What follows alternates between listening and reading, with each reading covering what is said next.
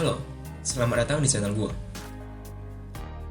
KTT G20 akan dilaksanakan pada November mendatang di Bali, Indonesia. Akankah forum ini mempertemukan antara Putin dan Zelensky?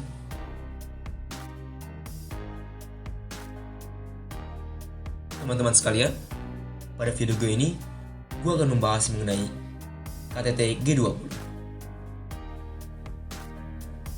Konferensi tingkat tinggi Grup 20.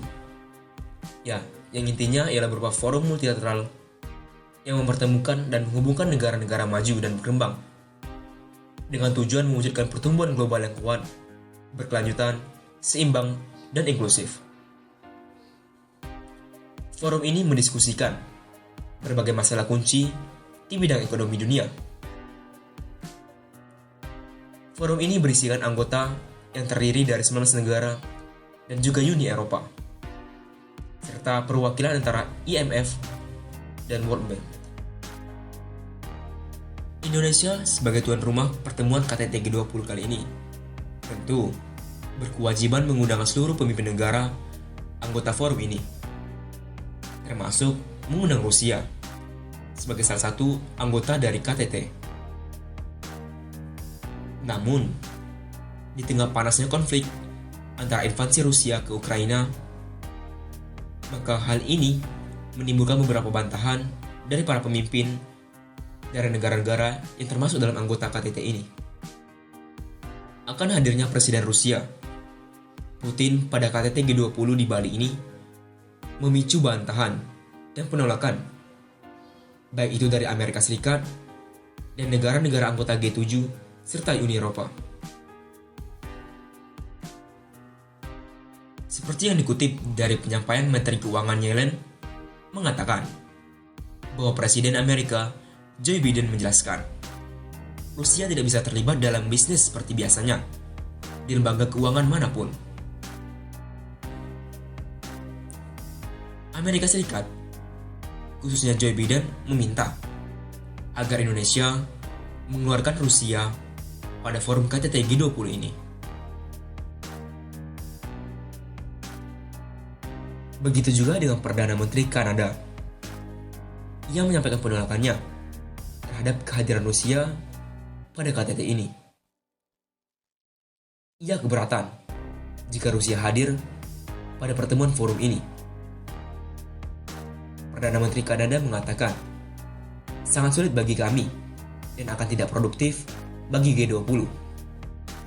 Perdana Menteri Kanada juga mengatakan bahwa KTT G20 ini mendiskusikan mengenai pertumbuhan ekonomi dunia. Sedangkan invasi Rusia ke Ukraina justru menyukurbalikkan pertumbuhan dan menimbulkan krisis. Menteri Keuangan Sri Mulyani menegaskan bahwa Indonesia akan tetap mengundang Rusia. Dalam wawancara VOA, Sri Mulyani juga menegaskan bahwa jika memang harus mengisolasi Rusia pada pertemuan kali ini, maka semua negara yang tergabung pada KTT G20 harus menyetujui rencana ini jika memang harus diambil. Sri Mulyani juga mengatakan bahwa Indonesia harus bertanggung jawab agar forum KTT G20 tetap utuh dan tidak pecah belah.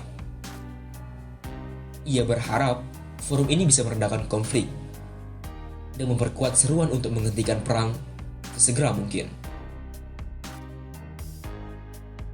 Duta Besar Rusia untuk Indonesia, Lyudmila Vorobiyeva, mengatakan bahwa Presiden Rusia, Putin, telah menerima undangan dari Presiden Jokowi untuk hadir pada forum KTT G20 ini.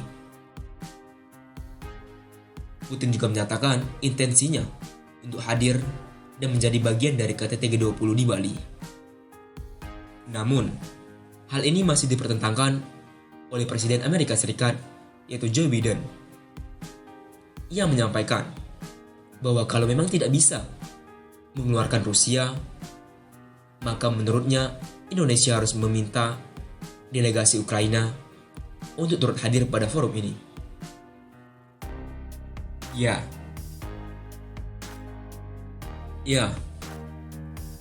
update terbaru melalui akun Twitter Presiden Ukraina Zelensky bahwa dia dan Jokowi telah melakukan pertemuan, di mana dalam Twitter tersebut Zelensky menyebutkan bahwa ia telah diundang oleh Presiden Jokowi untuk ikut hadir dalam forum KTT G20 di Bali pada November mendatang.